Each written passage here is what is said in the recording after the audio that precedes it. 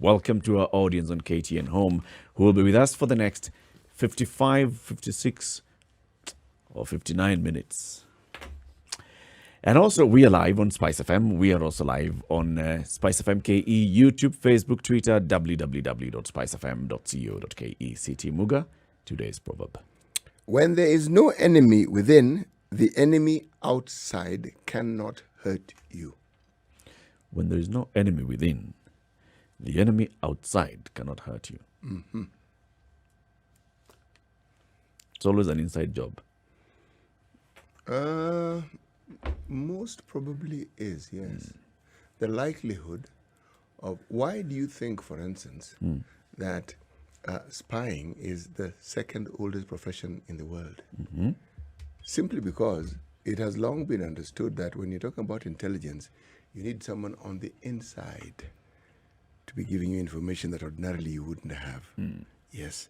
And that is what perhaps guides any program that somebody may have that has to do with progress. In fact, what we're going to discuss this morning, there's an entire world out there of people who deal in nothing but intelligence that relates to innovation. Right. Yes, it's like they sit back and wait for other people to come up with this, and then they make sure that they understand it, and then they tweak it to serve their purposes. Others steal the secrets before you even roll And them out. it would not be possible if someone who works for that particular outfit was not culpable or was not aligned towards giving you the information you need. There's going to be a double agent, a sleeper agent somewhere.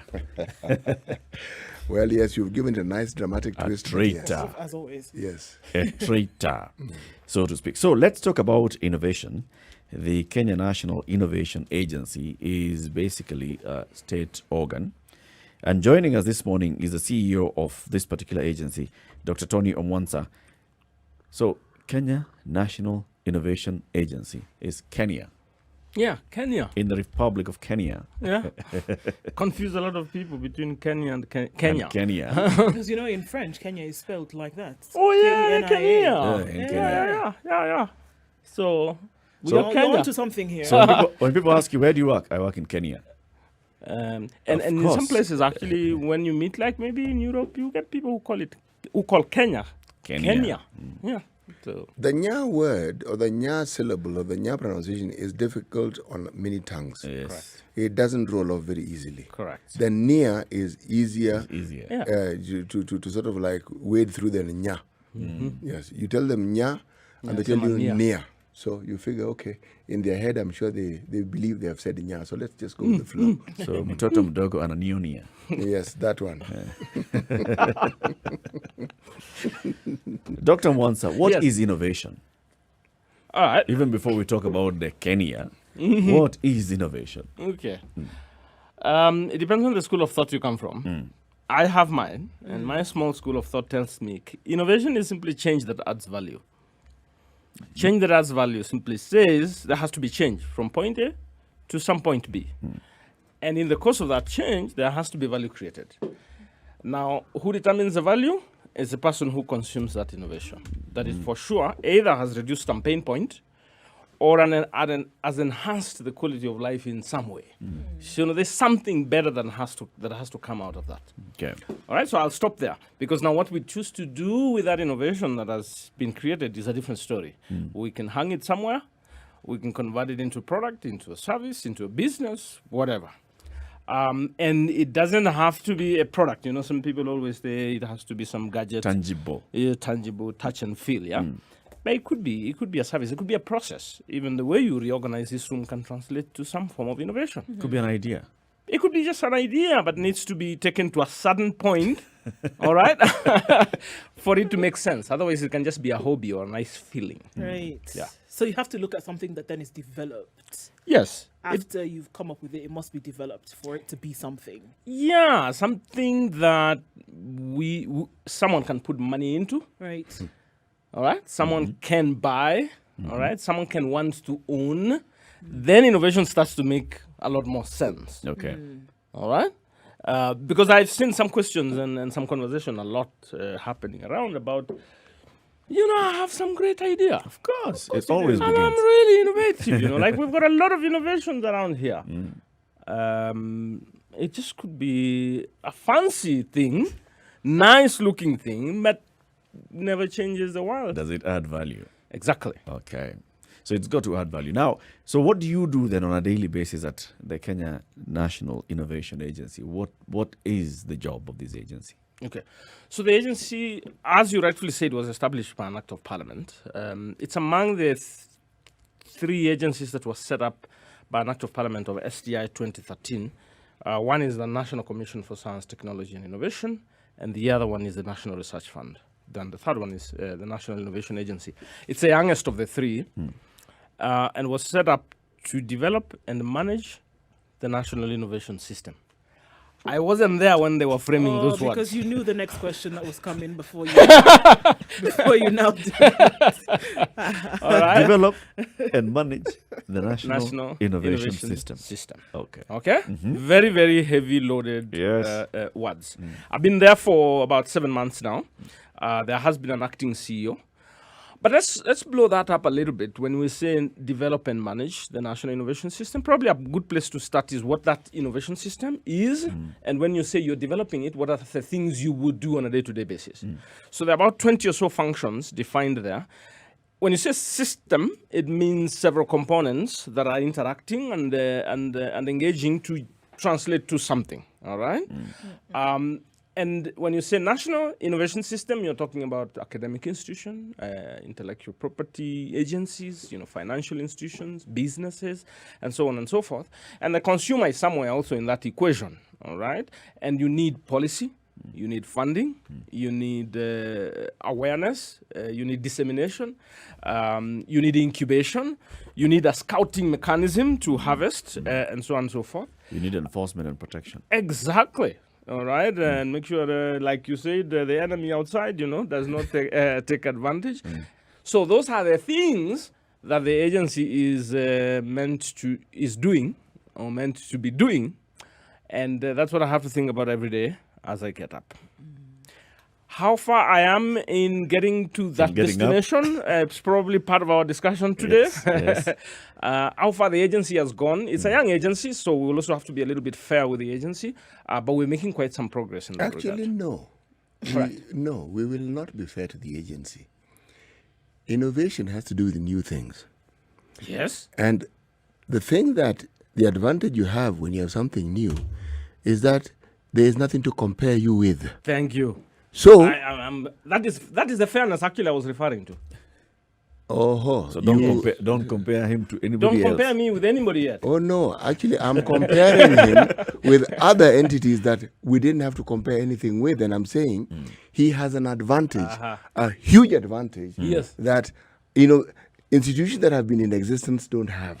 Yes. These uncharted waters gives you the opening to do things and to start things that ordinarily you'd have enormous difficulty doing because you would be compared. Yes. That is why I said no. Fair enough. Fair enough? Very well put. Thank exactly. you. Now, having stated the obvious advantage that you now have, Yes. how are you making hay while this particular sunshine is shining? What are you doing with this opportunity? All right. Great. Beyond thinking and waking up every morning with a headache, what are you doing? What am I doing? Yes. All right. So if you look at the mission, in other words, what are you really trying to do, yeah? Yes. You will take that mandate to develop and manage the National Innovation System that facilitates taking ideas to market. Yes. So if I'm going to be measured, it will be a question of how successful are you in taking ideas to market. All right? Yep. We start with where are the ideas? All right, and that's the first question, because I've got to scout those ideas and then figure out the kind of support system they need, and then I see them in the market. All right, that also requires a bit of disruption in terms of the way we look at the world and so forth. But one of the greatest places to start is institutions where you'll get a lot of young people. All right, and that comes universities, comes research centers, comes TVETs, and so on and so forth. So we have a lot of engagement right now with institutions in helping them to organize, because I can't do it myself. It takes the system to be organized to get that. So a lot of engagement and supporting institutions to set up their intellectual property policies, the commercialization policies, and then execute on them. Then, when it comes to funding, we've done quite some lobbying around resources to support the innovation system. And we are growing in that regard, both from government as well as partners, private sector, as well as even development partners, development banks, and so forth. The other dimension to this is the incubation, because you see, if I get the idea, you get ideas. You are not going to come to Kenya. I don't even have a place to incubate you. You know the mother's womb, right? Got to stay there for how many months? 10. 10, yeah, for the very productive ones, right? So when you're in there for 10 months, the mother need to be able to give you what you need. They stew the food for you and then give you and so forth. Yep. So the other narrative that we are working very aggressively is how to consolidate and organize the national incubation framework. So that if you have a brilliant idea in Kisumu, usipande gari ukuje Kenya. No, you go to that incubation hub that is actually by the lakeside. And then be nurtured there. Right. And my job as Kenya is to make sure that that incubation hub is doing a right job, fair to you and fair to society. Okay. What are some of the things that are currently happening now in terms of some of these projects, even before you have this incubation hub and such? What kind of support are you lending? Give us one or two examples of projects that need this, because even as you speak now about innovation, there's a plethora of ideas in the country currently. Yes. So what are 2 or 3 that you're currently working on? Classic examples, because we can't also wait for that entire system to function. Of course, there are hubs, over 100 of them, and we are in touch with them in many ways. But at the agency, we've got a fund, one we call National Innovation Award. So this one, for example, this year we're focusing on the Big 4 agenda, where we basically run a call, identify as many progressive ideas as possible, go through a sieving mechanisms and so forth, and finally award. And we don't directly kind of like give the funds, but we work through the incubation hubs that exist out there so that the funds can be, in a constructive way, be used to support that business idea. Okay, so that's one. The second one we run is called the the Innovation Fellowship. All right. So the Innovation Fellowship is because we realize also that if you have an idea, it doesn't necessarily become a business, and the process of converting a beautiful idea into a business is a process, because you have to think through the value proposition, your customer segmentation, the competition, routes to market, packaging, and all that stuff. So the fellowship program basically takes you through an 8 or so months training, and we work very closely with the UK government, building as much capacity and ensure you build the right team. Because it doesn't mean that if I'm a scientist and have a brilliant idea, I'm necessarily going to make the best entrepreneur in town. Sure. All right? So help you build the complementary skills through a team, and then develop that process into a business. And then you get funding, and we support that. We work very closely with an institution called National Research Fund, and we get the funding for it. So classic example of another idea that we run. The third one is what we call the Kenya Innovation Academy. We've realized skills is going to be a big deal. And helping people to appreciate on how they develop their policies or manage their intellectual property and the exploitation of the same, and making sure they don't get exposed and so on and so forth. So we've got a set of workshops and seminars and trainings that we do through the academy. And I can go on a few more, but you asked for 3. Oh, okay. Yeah. but I mean, just a question connected to that. In the last few weeks, we've had very many conversations about things in this country that are stuck at their rudimentary stage. Yes. Right? Whether we're looking at the tea sector, whether we're looking at the coffee sector, and we're looking at the fact that countries out there are taking a natural resource from here, and because of the fact that we're unable to innovate here, then we cannot apply any kind of value add to it. How plugged in is the agency to existing systems to bring about this innovation that's going to help the country on a whole economically? Let me flip that question a little, because you said something we cannot innovate here. Well, we're not. We haven't been able We to. haven't been able to innovate here. Okay. It's not happening. Then the question is, why not? Yep. Because if we can answer that question, then we ask ourselves, what is Kenya's role in that why not? But is it a statement of truth that we have not been able to innovate here? Are you asking if it Yes, is? I'm asking. Yes. I disagree to some degree. I actually disagree completely. But anyway, carry on. Tell me about Thank the you. disagreement. Because I'm also being very careful. How I Why? manage.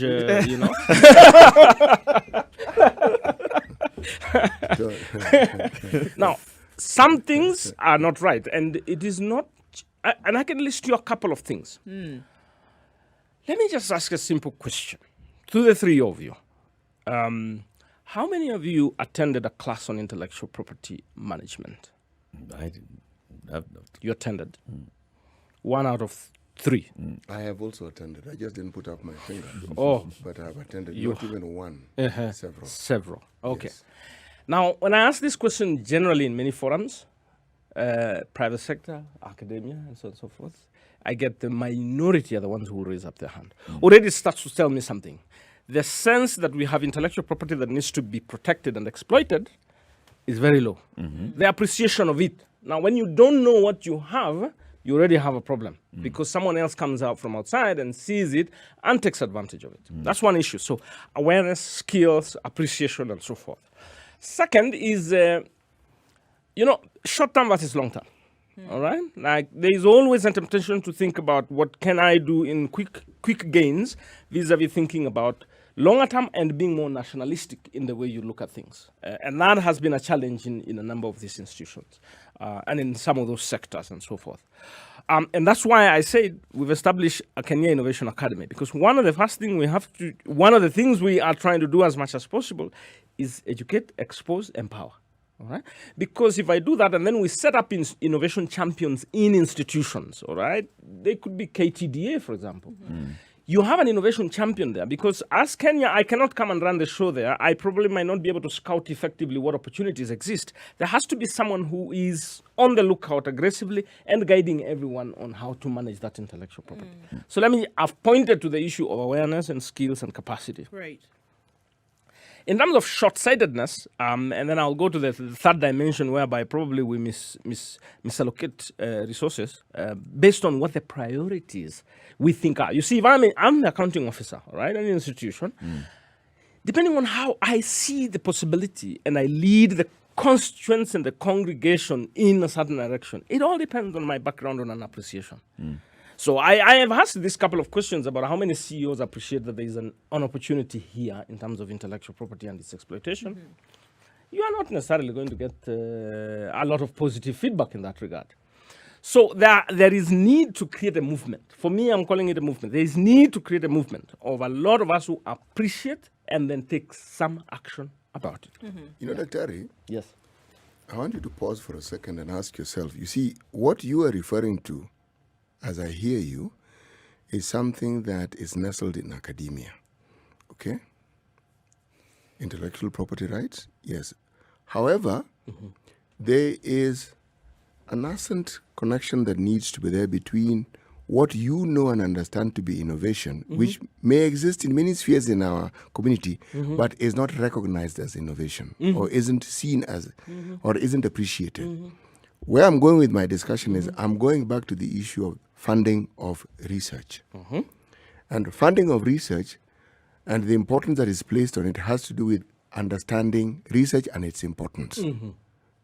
Then comes my question. When government allocates money to your institution, when you work with the Kenya National Research Fund, Right. how much money is there available? Because the availability of that money will tell you the importance we place on this thing. Thank you. All right. So, the National Research Fund, when the conceptualization of the STI Act was in place, the goal was to put in as much as 2% of our GDP into research. All right. Now, are we there? No. Are we? How close are we? Quite far. All right.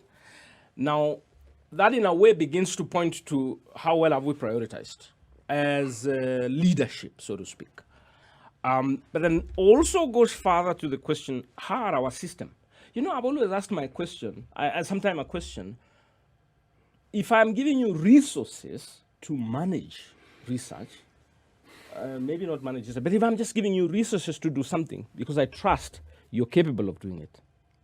You've got the systems in place, you've got the manpower in place, you've got the skills in place and so forth. In other words, I'm wondering what is the reason why we don't have, as much as 2%, and we can analyze that very, very broadly. But I also think that it is important not to only concentrate on what the government can do. It is also what other players can do. How much does private sector get involved, and how much does development agencies get involved? That is another discussion for another countries day. that have progressed in the field of innovation. Yes, there is some significant private sector involvement, but it is from the background that those governments understand the importance and they play an even bigger role. Especially in terms of support and Yes. giving a skeletal support to the entire process. You'll find that when you have them who have ranked up high in terms of innovation and creation of the same, they have this government support. Yes, I agree with you. I agree with you. Look, when you talk about funding, for instance, Yes. why is it that a country like ours is still very dependent when it comes to research on funding that comes from outside the country? Why? Because those countries... And it's not private sector funding. No, it's No, not. it's not. It's taxpayer funded. funded. Yes. Why? Because they've understood the importance of it. And the importance is not just the availability of the funds, Yes. but the ease with which you can access access it. Because even if it's 1%, Yes. even if it's 20% and you can't access it, Yes. it is useless. It is not useful. Yes. True. So, True. how Did I mention about systems? You did mention about systems. In fact, you actually went to town on the issue of systems. But To develop and manage national innovation system.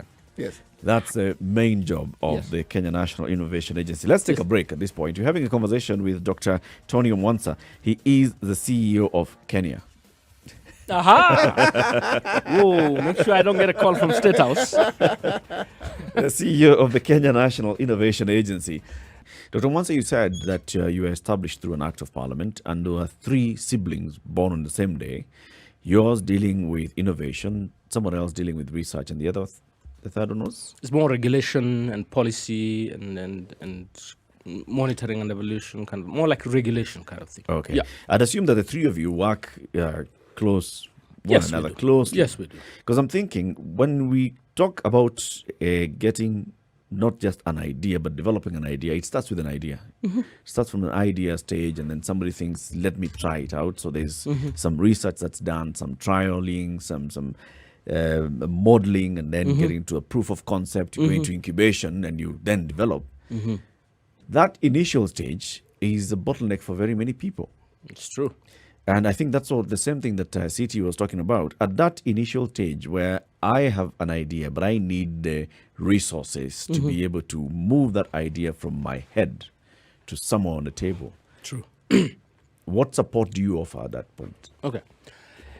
I'll want to modify a little bit that I don't want us to start with ideas. I want us to start with problems. Okay.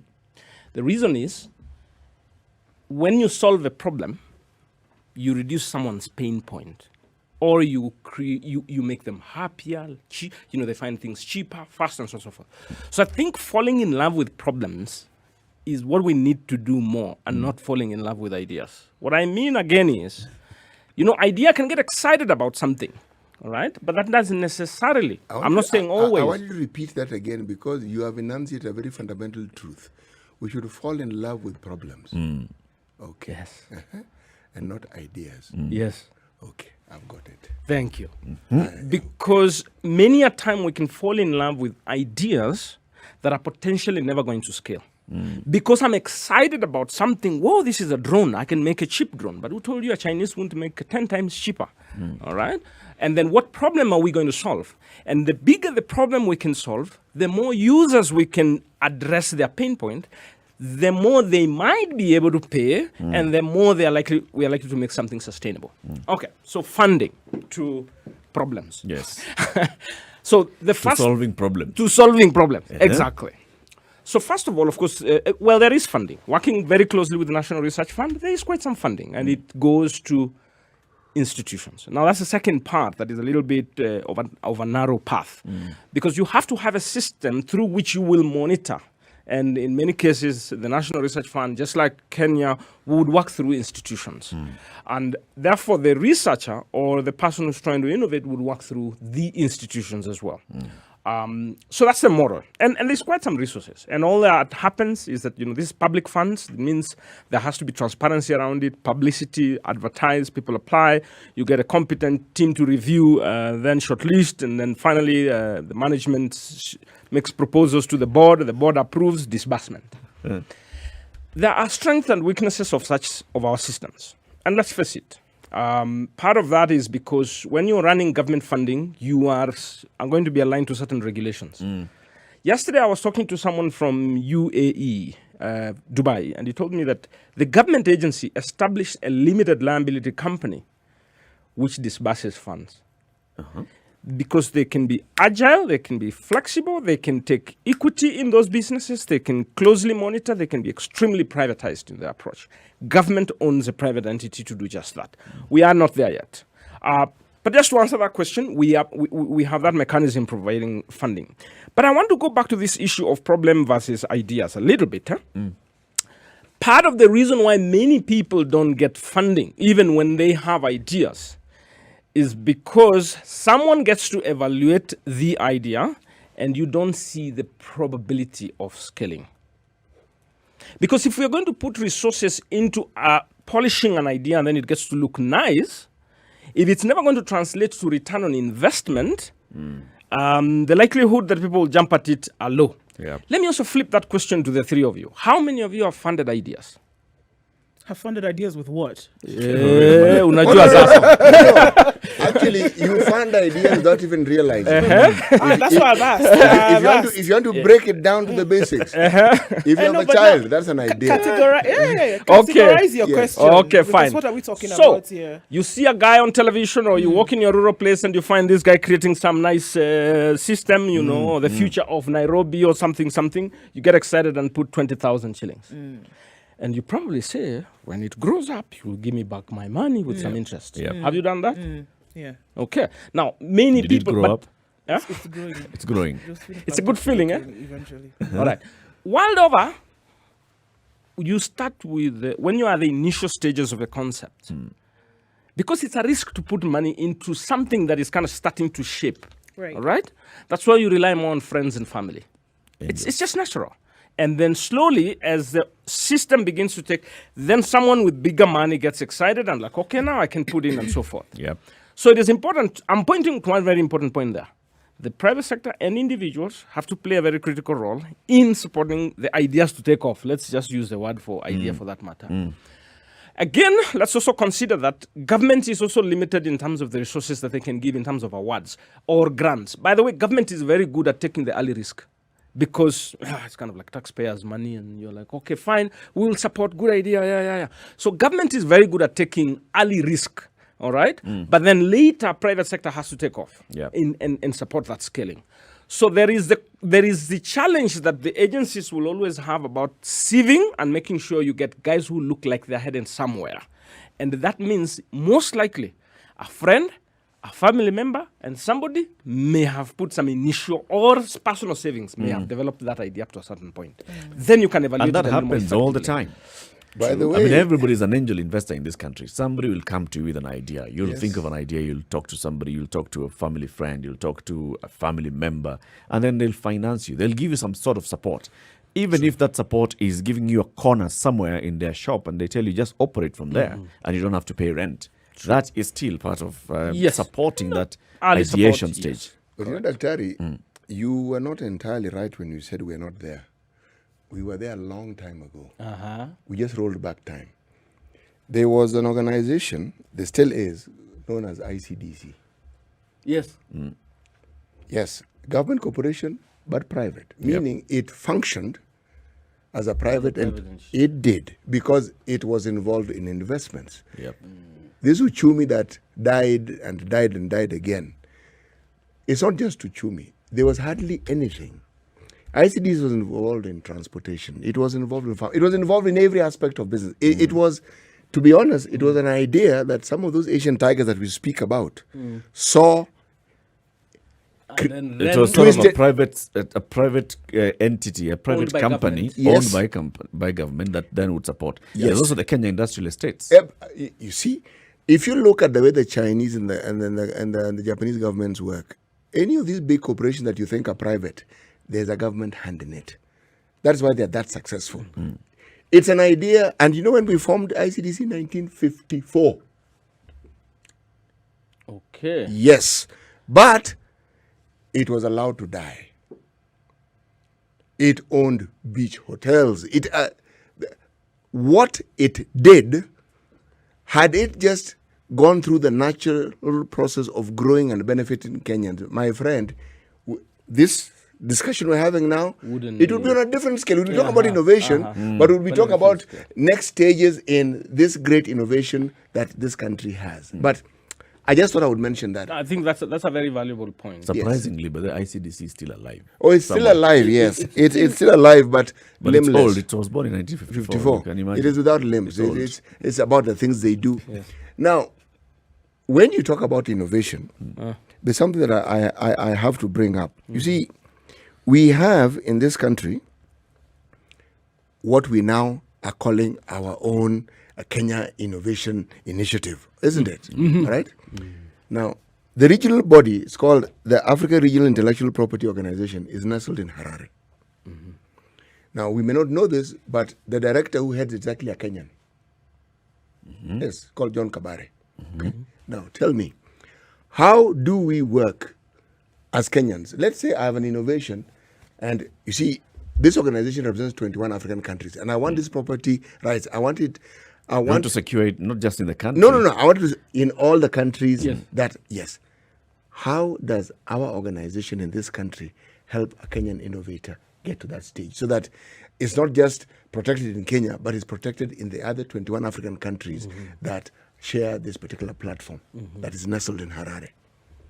Okay, so two dimensions to that question. The first one is the Harare-based institution oversees the African network. Yes, it does. And countries are expected to have institutions and then provide services to their own people and Correct. link to the global, to the regional, and there is also the global. Correct. The Yes. Now, in Kenya, you have KIPI. All right? Kenya Institute of Kenya Intellectual Intellectual Property Property Institute. Institution. Yes. Mandated with what? The registration, protection of intellectual property. And we also have KECOBO, Kenya Copyright Board, right? On copyright matters. So these two institutions are the ones that are actually meant to provide that local support, all right? How well they are enabled and empowered, that's again another discussion that we can have. And how effective they have been, I think there's a lot of room for improvement. The last time I visited KIPI, I got a sense that we don't have regional offices, because if I'm in Mandera and I need to register something, then you're almost telling me to go to Nairobi, all right? You start having a certain problem. Why institutions are meant to have intellectual property offices, all right? If I go to Moi University, I am supposed to find an IP office, right? Which links to KIPI, which links to the Africa, which links to global, all right? Ideally, that's how the system is supposed to be. But not many institutions have established the intellectual property offices. I've done a little bit of a survey so far. It could be anywhere around 20%.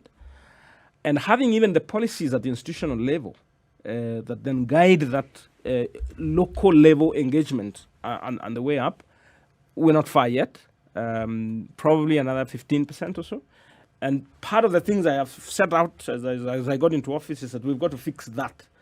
You see, what you had, the institution you had, will be dead in the waters if this aspect of intellectual property rights is not secured. Correct. Because if what I look at it now is a vehicle that ought to move and there are no wheels. Yeah. So if you don't have your basic structure, some of these, because how do you innovate when you don't even have things like intellectual property set in place? If the mechanics for which this thing is supposed to move do not exist, or where they do exist, it's very low in terms of percentage and penetration, how is it supposed to happen? So we say all these nice things like creation and innovation and things like that. It sounds great. But it doesn't seem like it's going anywhere because we've not done the foundation. True. How is it supposed to happen if you don't have, structure across? Then how will the innovation come about? Thrive. So someone else will say, that's exactly why we set that institution, and that's exactly why we hired you as a CEO. Fix it. So now you're the Mr. Fix It. I like that idea because It may mean wading into someone's territory. A little bit. Making It a few may, people but- uncomfortable. It could be synergize. That's now. Collaborate. That's what it should Innovate. be. Innovate. Yes, exactly. Because remember, we're trying to do what? Develop the national innovation system. Yes. You cannot develop without the various wheels as you described it, all right? So it is in my interest to see that as many institutions as possible have intellectual property policies. Yep. Okay. Well integrated and mainstreamed into the systems. Precisely. Now, you see, ARIPO, the African Regional Intellectual Property Organization, Yes. actually helps in training people. The very processes that get you to understand to the point where you know how it is established, they do have facilities of that nature. And they draw their strength from their having plugged into the global organization that deals with property rights. True. Now, I am saying with the very, very, should we say, delightful prospect of the newness of your organization, you are the one who has this opportunity that very many people don't have I agree with you. to do all these things that we are saying. Absolutely. So now let me ask my question. What are your plans? Oh, super. Now, when I look through the 20 functions that Kenya has, I've and also looked at the strategic plan Yes. of the institution, which is about 6 or so pillars. I have summed up this into two: commercialization, startup movement enhancement. Those are two things I'm going to have to do over the next few years. God give me the life and the energy. When I say commercialization, I'm talking about ability to move well thought out research into commercial value. And that becomes enterprises, spin-offs, joint ventures with some private sector institutions, and so on and so forth. So we've prioritized commercialization. To succeed in this commercialization, it means that wherever intellectual property can be created, I am going to be there to ensure you've got the right systems, the right incentives. You know, the other day I asked a question, Mr. Professor, you are an associate professor. If you created a startup, would you be promoted to be a full professor? And the answer was no. No. So then what is the incentive of building a startup or commercializing your research? Because then it means our system is going to recognize a publication, Yeah. Right. but not recognize enterprise creation. Enterprise. Then I think we've got a little problem there. Now, it doesn't mean that I'm making a professor to become an entrepreneur. No, but I'm just saying be interested in it. You're And we can do incentivizing. have joint ventures. You know, we can spin off all those Actually, things. by the time you have that title of professor, Yes. you really have to be an innovator. Because you needed to have documented some ideas that you had Yes. and the full fruition of those ideas. That's what we call publications. Yes. Yes. So you cannot be that without this. Uh-huh. Now, if you take it to the next level, as you're saying, that's when you bring in the element of commercialization. Thank you. Yes. So that's where commercialization is very important to me, because I've been to Kipi. We have a lot of intellectual property protected. Yes. But the system was not designed to commercialize. And that doesn't help us a lot, because when you look at the global ranking on innovation, where we rank somewhere around 87, it is about, even when you look at the Vision 2030, it's about making people's lives better. Bottom line, do research so that people's lives better. Actually, If you that's what stop it's at the intellectual purposeful. property, if you stop at the publication, then we are doing injustice to ourselves. All right? So that's why commercialization ranked very high. And I'm working very closely with TVETs and reaching out to vice chancellors in universities and research centers and so on and so forth. Then there are several spin-offs that we can get out of here. You know, the startups and whatever else, joint ventures and so forth. Now, I'm very interested in the narrative of startups, because startups are basically evolving from the idea that I solved a problem. All right? And because there are enough people who had that problem, then you're creating a solution for so many people. And the relief that you're creating is so valuable that they're willing to go into their pocket and pay for it. Then you're creating an enterprise that is potentially scalable and goes beyond the borders of Kenya. All right? That makes a lot of sense. And when it can scale, private sector, VC, angel investors will jump at it and say, let's give you more funds, let's support you. That is an area I'm very interested in. And a classic example of why I'm very interested in it is you have put in money in some good idea somewhere. So maybe I'll call you a nice person. But I also want to gravitate you to an angel investor. Investor, which means you're looking for return on investment.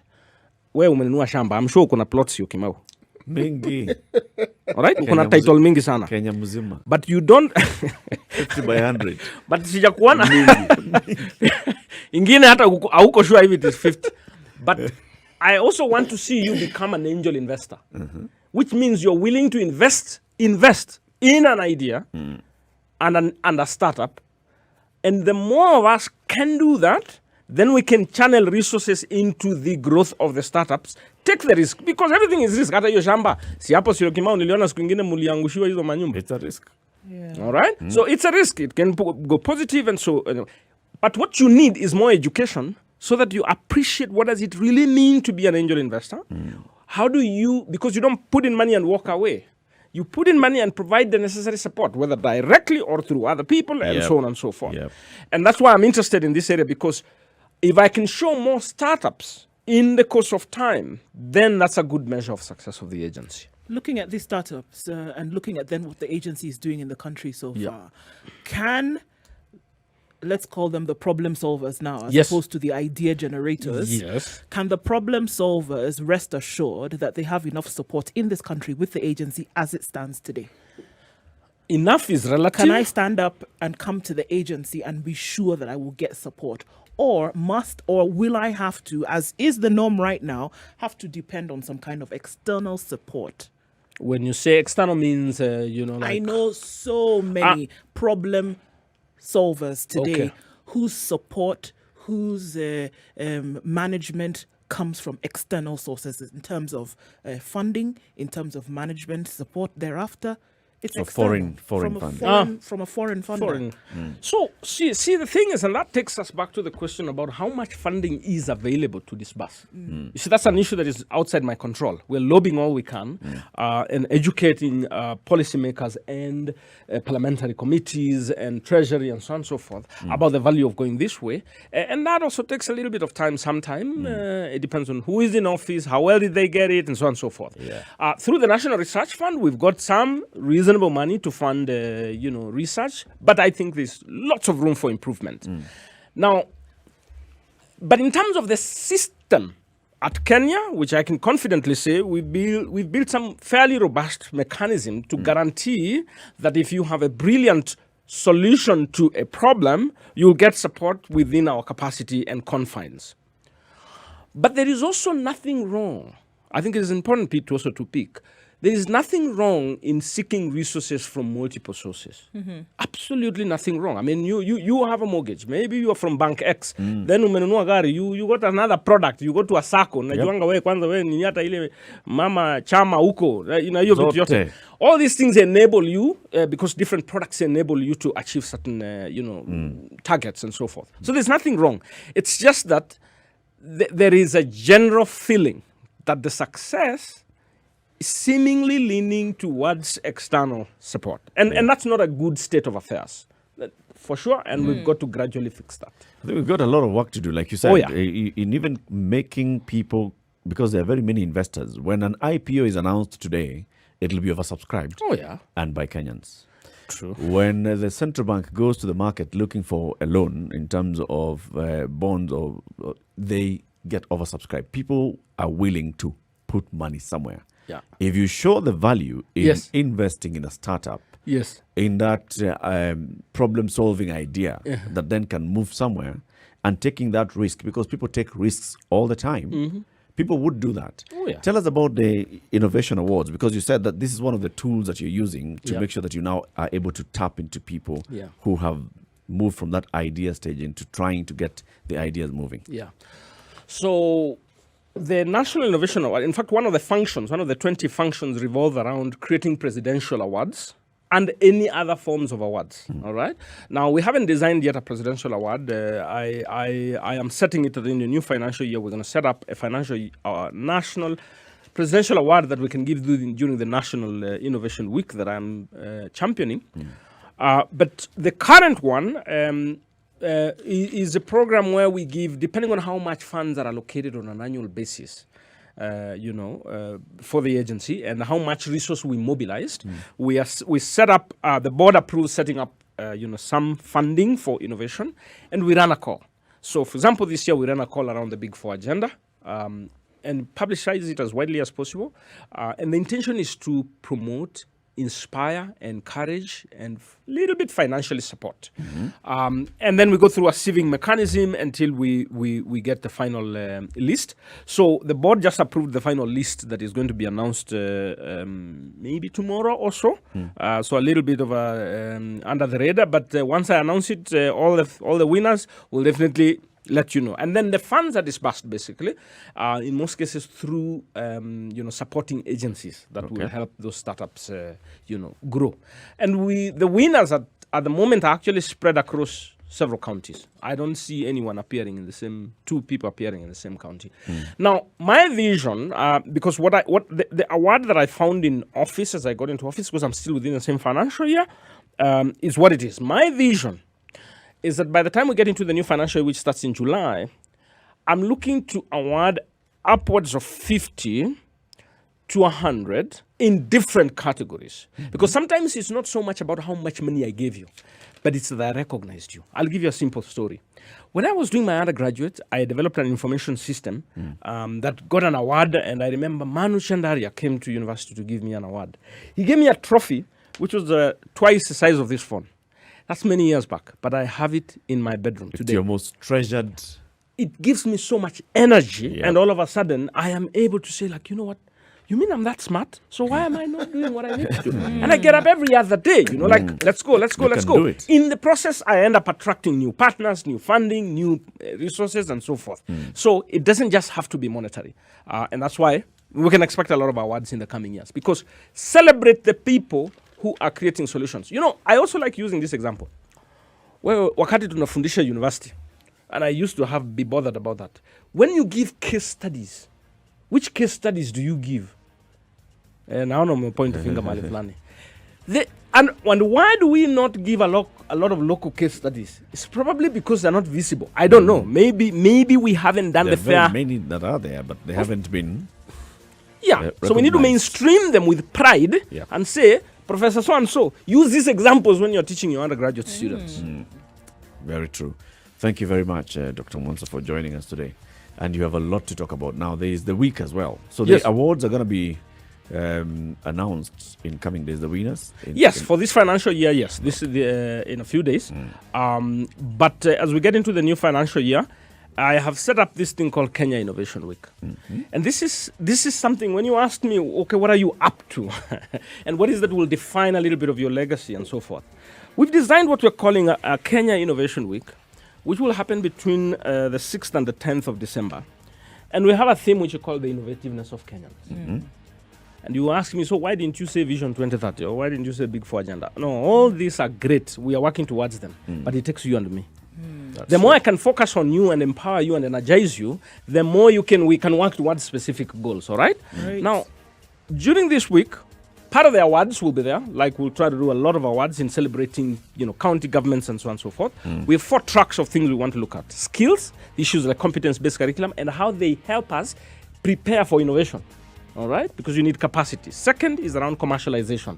How do we grow our institutional mechanisms for commercialization? Third is around fourth industrial revolution. All these innovative solutions we talk about. And finally, startups.